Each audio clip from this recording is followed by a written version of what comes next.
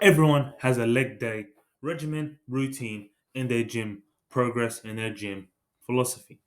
But if you don't have it, you're kind of stupid because you're going to hate yourself when you're 25, when you're 30, 40, 50, 60, 70, 80, 90.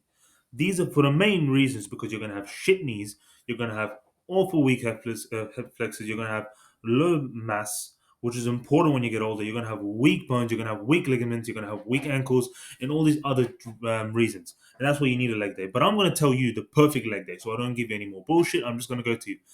I want to tell you the perfect leg day so you can become athletic, so you can become strong, so you can build muscle and be flexible. This takes every single segment you need to capture in your physical health, especially within the lower half. And we're not talking about your cock.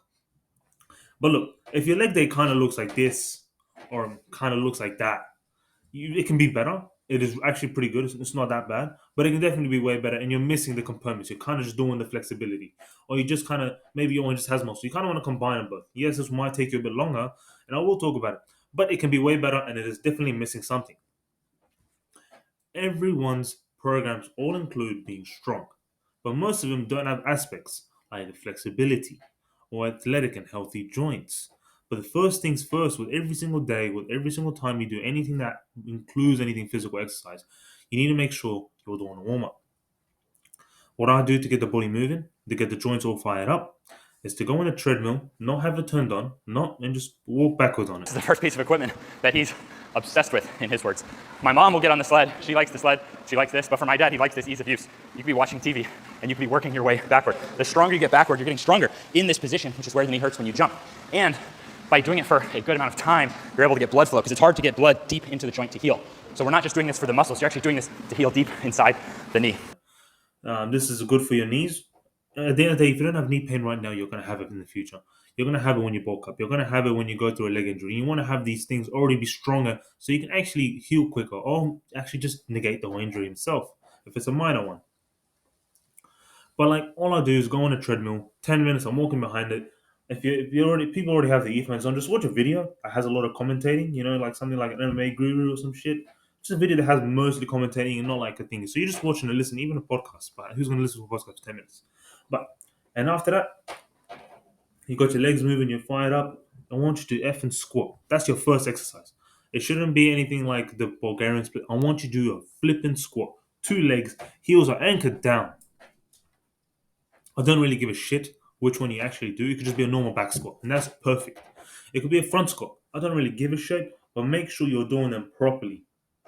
And make sure you're doing them properly. But know what goals you value more, and I'll tell you properly. So if you're doing more full squats, we're going up and then all the way down, and your knees are way below parallel, and they're basically touching your calves. Your goal is obviously to strengthen your joints around your feet, your knees, and you value flexibility. And you want to strengthen within the full range of motion, and also you want to be bounded within your body. You want to be strong within your body. A half squat, this is for like the strength. It's the best way to go if you want to move the most weight. But half squat, I do mean parallel, below parallel, like below parallel. So like the floor is here. I want your thingies to be like here. I want your hips and your knees to be like that. It's good. It's a must mass for your legs and back. Your core is going to be raped. And the half, yeah, below parallel. And the quarter squat, I'll post a video thing you're doing at the basketball guy. You're an athlete, you're trying to be competing, and you need to have a strong core. You want explosivity in short bursts, PTP, and all that shit. You know what you want. You can do this. You can do this wide for more emphasis on like the glutes. You can do a bit more narrow for other emphasis. But this is just a significant aspect of the athleticism. A bit more information shown with the short that I will just put up. He's a sus-ass trainer who's spotting his squat like I did as a personal trainer for my female clients. But when you shift your focus from the yacht to his squat form, you'll say it sucks, which is partially true. He's doing a wide quarter squat, with the quarter squat being the best squat for speed and jumping, and the wide stance hits the glutes, which is one of the most important muscles for athletes. Problem is, LeBron's doing the squat slow, when he should be doing it fast. As velocity-based training is an important training tool for athletes, which improves force production at high speeds, aka almost every movement in every sport. But at the end of the day, your first exercise should be a squat. Just do your effing squats as they give you the most toll on your body. You want to do them first. Right now, I'm doing a searcher squat, as I'll put up on the video, just because of a tear in my ankle that I had recently. So I just don't want to be doing anything. And you know what? I've been doing a back squats for like most of my gym career, which is actually only been 2 years. So I've always wanted to change it up. But it's also mimics a great underhook position MMA. So if I ever get into MMA, halas, I'm already good. Second exercise is your Bulgarian split squats. These are one of the most hardest squats just because you're on one leg. But they're obviously important as you need to be stable on one leg and it helps produce load with that one leg. So whether you're jumping or you're running, you're hopping, anything that's big, like when you come to sports, you're hopping, you're exploding with one leg. I'll show you a clip of some guy dunking. Just look at his feet. You'll see the explosion in one feet to the other.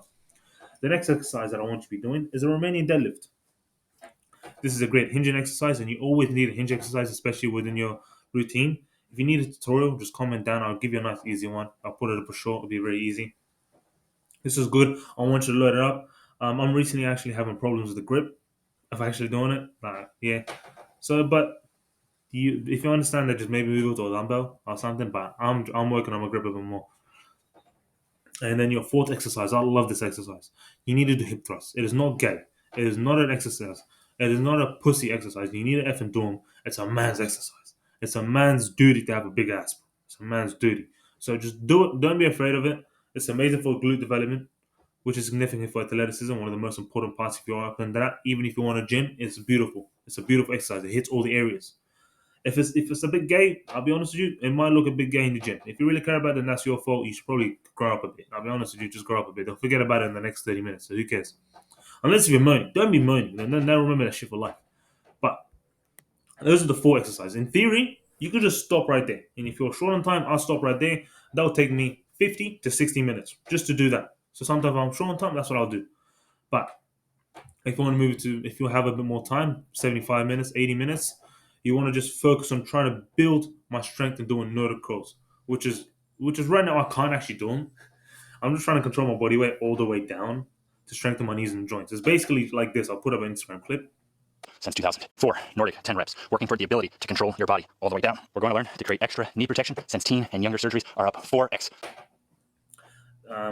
Additionally, I'll do another exercise. These are happening. I'm doing these quick pace. I'm not really doing them like a bodybuilding 2 minutes and stuff. ATG split squats, which are basically lunges that strengthen the ass, the legs, and also amazing your hip flexors and also strengthen your knees. Important aspects if you want to get older, important aspects for your joints, and important aspects. Modern sitting society by creating strong and flexible hips. We're going to take control of our mobility before we have problems, and we're going to learn how to help the older members of our family with their own mobility. 7. ATG splits. For like doing a strength, because if you're doing something, you're gonna have to have those strong knees in anything. It's important. I do like 2 sets with 2 minutes each. I just pick something that challenges me. I'll put a clip of that as well. Within every exercise, so if I do a squat, my first set, I'll have a 3 minute break because it's a bit of a dangerous one if you're doing the back squats. I'll just include tib raises. I'll put my ass back against the wall, just do my tib raises in my body weight during the breaks. And it doesn't even take much of a toll, and it does so good wonders for your knees. So yeah, you need to be doing that. And then after all that, that'll take me. Today it took me 80 minutes. It took me 75 minutes. Sorry, that took me all 75 minutes. And then after that, I'm just gonna do a nice little 5 minute flexibility thingy just to work on the joints that have actually been fired up, to be more flexible, to be more mobile, and to have healthier joints. All I want you to do is 4 exercises is just 1 minute each. Just 1 minute each of those exercises. And khalas, that's it. 3 stretches to do every morning. Take a big step forward. Place opposite hand on the ground. The bigger step, the better the stretch. Twist the shoulders, hips towards the front leg, while driving the hips down towards the ground. The key here is to get the knees as far apart as possible. Then wrap hips toward the heels and reach the hands forward for the spine and shoulder goodness. Place your hands behind you and lift your hips as high as you can. Keep your chest open by pushing into the ground more and more. And breathe. 9 out of 10 people that I've given the stretch to have made massive gains. Why aren't you doing the stretch? So we're going to be working between forward fold and a squat position. It doesn't matter your flexibility level. So we're going to put the hands on the knees and guide ourselves down to a squat here. It doesn't have to be deep. Then we're going to put the hand on the back of the leg, lift the hips, the head comes down into a forward fold. We then work between these two positions. Hips comes down, hips go up. Use your hands to pull you into the positions. And what you'll see over the course of 8 to 10 reps here is each position will slowly loosen up and get deeper. We're making the body feel more safe and more comfortable to allow access to deeper. That's it. I'm going to show you a video of a guy doing it. Then I gave you 4 strength exercises. I gave you 4 flexibility exercises. I gave you 4 athletic and strength-based exercises. And I made sure you won't have joint problems when you age. As prevention is the best, as prevention is better than the cure. Every doctor tells you about it. But hey, that is the perfect leg day. You want to be doing this when you're young. You want to be doing this as soon as you get into the gym. You don't want to be flexing around with the leg press and all that stuff because you want to actually be healthy when you do in the gym because you're spending a lot of time in the gym, and obviously you don't want to be some guy that's having mad problems. That's just being a problem. But hey, adios.